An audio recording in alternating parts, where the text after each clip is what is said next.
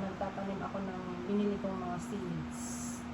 Bumili ako ng iba't ibang klaseng seeds ng plumeria.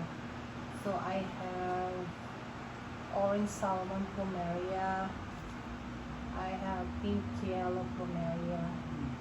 And then, I have pink orange yellow plumeria. Tapos, meron akong buto ng hummingbird trees, kapuray. And I have Rose of Sharon, yung ano ba ito sa Pilipinas? Kaya nga ba ito? Bougainvillea. I know, it's not Bougainvillea. Kaya nga. So, sabi nila hibiscus flowers. So, ayan, meron na akong naitanim na seeds. So, ang ginawa ko muna, ibinabad ko sa tubig yung seeds. Tapos, tinanim ko dito, tapos nilagay ko yung level niya. Para alam ko pagtubo.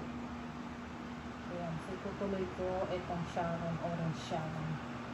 Ayan, guys. Okay. So, i-level ko, magsusulat ako dito. Para alam ko paglaki, alam ko kung anong pangalan nila. Ayan, so ito is orange salmon plumeria.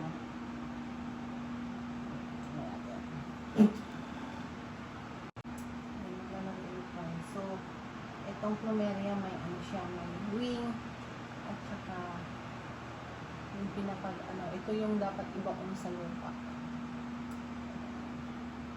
So, babaon. Another one, same thing. Dapat nasa taas yung pinaka-wing niya. Tapos ilalagay ko yung level para alam ko paglaki. Ayan. Lagay natin yung level. Ganun din sa isa. Yung wing kailangan nakataas. Ganun din. Tapos ilalagay yung level. Pag tumubo, alam natin. Yes, napaka to. It's like a luxurious plant. Napakamahal. So, another one. And then another one. And then the level. Imagine, ano lang to. Buto lang to, pero yung ilang buto, $6. Yung cuttings ng mga ganito, $10 ang isa. So, ayan guys. So, ayan siya.